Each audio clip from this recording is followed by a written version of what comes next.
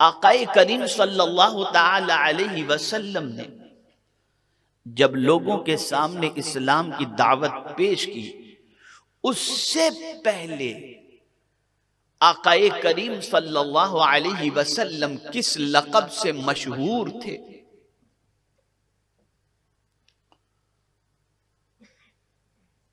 تو رسول اعظم صلی اللہ علیہ وسلم صادق الوعد الامین، سچ بولنے والے، وعدے کی وفا کرنے والے اور امانت دار کی حیثیت سے حضور صلی اللہ علیہ وسلم پوری سوسائٹی کے اندر مشہور تھے۔ سچائی، سچ بولنا یہ بہت بڑی چیز ہے، یہ نبی کا راستہ ہے، اور سب سے زیادہ سچ اللہ کا کلام، ومن اصدق من اللہ قیلا۔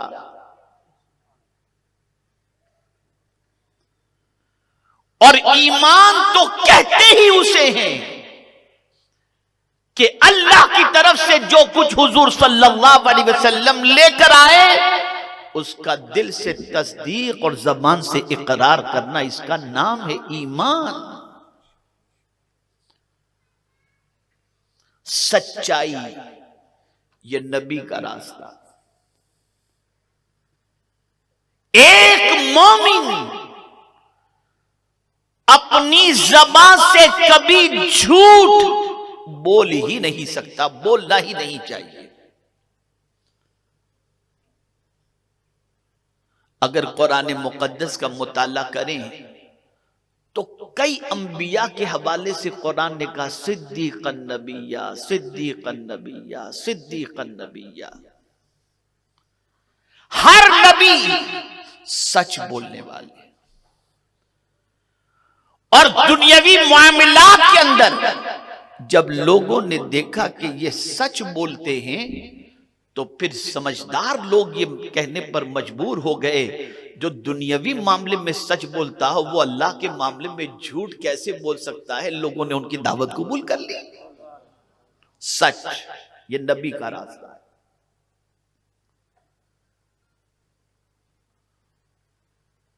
اب سچ کی طاقت کیا ہے؟ سچ کی قوت کیا ہے؟ آج کا باپ بہت مال کمانے میں مصروف ہو جاتا ہے اور یہ سوچتا ہے کہ میرا مال بڑھاپے میں مجھے کام آئے گا، جھوٹ سچ غلط جیسے تیسے کر کے مال اکٹھا کرتا ہے۔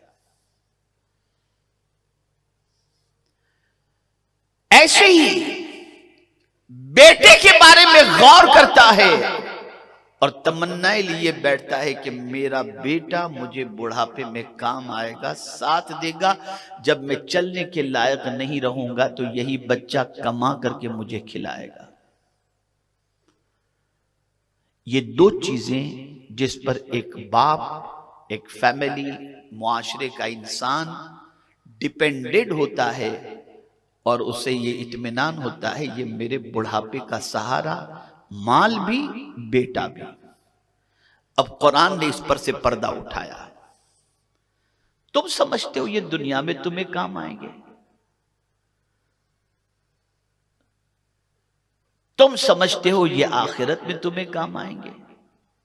قرآن نے کہہ دیا یوم لا ينفع مال ولا بنون، قیامت کے دن نہ تمہارا مال تمہیں نفع پہنچائے گا نہ تمہارے بیٹے تمہیں نفع پہنچائیں گے۔ وہ مال ہیرا پھیری کر کے جو تم نے جمع کر لیا، سرمائے کو اکٹھا کر لیا، دولت کا انبار لگا لیا، آسائش کے سارے سامان تم نے خرید لیے، تم نے یہ نہیں سوچا کہ سچ بول کر حاصل کیا یا جھوٹ بول کر۔ یہ چند دنوں کا دنیا کا عیش تو تمہیں یہ مال دے سکتا ہے، آخرت میں نفع نہیں پہنچائے گا۔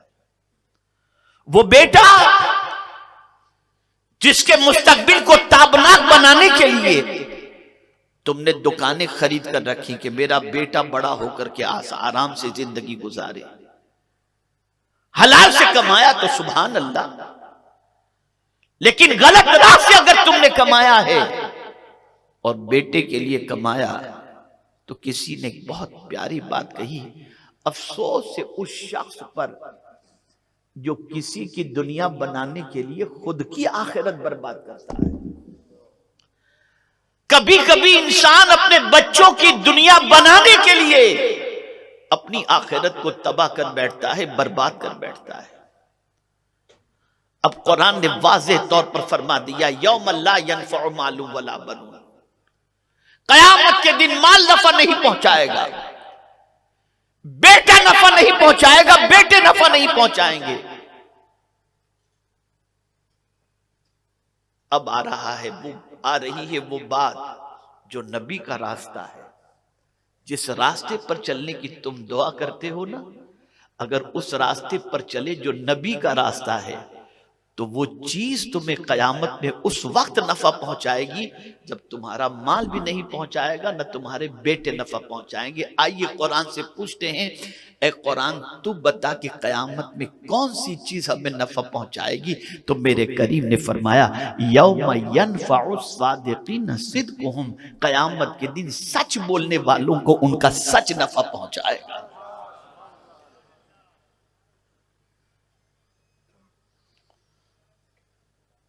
تو سچ بولنا یہ نبی کا راستہ ہے، سچ بولنا صدیقین کا راستہ ہے، سچ بولنا شہداء کا راستہ ہے، سچ بولنا صالحین کا راستہ ہے۔ اب جیسا کہ میں نے عرض کیا کہ نبی کے راستے پر چلنے کے عوض میں بندہ جنت کا حقدار ہو جاتا ہے۔ میں نے کہا کہ سچائی نبی کا راستہ ہے، تو کیا یہ سچ جنت تک لے جاتا ہے؟ تو حضور صلی اللہ علیہ وسلم نے فرمایا، علیکم بالصدق، سچ کو لازم پکڑو، ان الصدق برٌ، بے شک سچ نیکی ہے، ان البر یہدی الی الجنہ، یہ ایسی نیکی ہے جو جنت تک لے کر کے جاتی ہے۔ ایک جملہ تاریخی میں آپ کی سماعتوں کے حوالے کرتا ہوں، سچ بولنے والا خود کے نزدیک بھی بلند ہوتا ہے اور قدرت کے نزدیک بھی بلند ہوتا ہے، اور جھوٹ بولنے والا خود کی نظر میں بھی گر جاتا ہے اور خدا کی نظر میں بھی گر جاتا ہے۔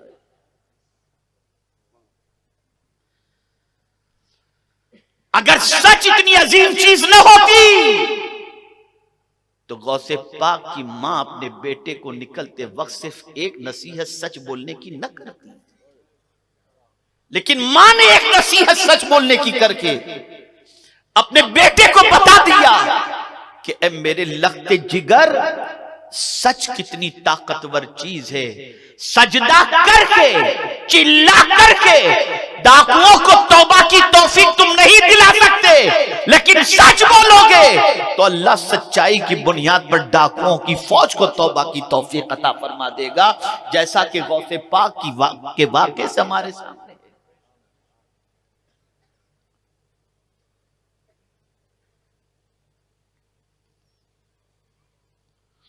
تو نبی کا راستہ ہے سچ بولنا، اور یہ ایسا ہنر ہے، یہ ایسا فن ہے کہ اس میں اتنی طاقت ہے، اتنی طاقت ہے، اتنی طاقت ہے کہ اگر آدمی سچ بولنے کے اندر مشہور ہو جائے تو پھر اس کو دنیا اور آخرت کی کوئی تکلیف نہیں آتی، اللہ پھر اس کو کامیابی سے ہمکنار فرما دیتا ہے۔ بہت بڑی قوت کا نام ہے سچ۔ ایک صحابی حضور صلی اللہ علیہ وسلم کی بارگاہ میں حاضر آئے، عرض کرتے ہیں، یا رسول اللہ صلی اللہ تعالی علیہ وسلم، کیا مومن کمزور ہو سکتا ہے؟ تو سرکار صلی اللہ علیہ وسلم نے فرمایا ہاں مومن کمزور ہو سکتا ہے۔ کہ مومن زنا کر سکتا ہے؟ سرکار نے فرمایا ہاں مومن زنا کر سکتا ہے، ہو سکتا ہے اسے۔ لیکن جب وہ صحابی پوچھتے ہیں کیا مومن جھوٹا ہو سکتا ہے؟ سرکار نے فرمایا نہیں، جو مومن ہوگا وہ جھوٹ نہیں بولے گا۔ آج کوئی پارٹی پیمنٹ لینے کے لیے آئی تو پتہ چلا 40 دن کے لیے کہیں چلے گئے ہیں،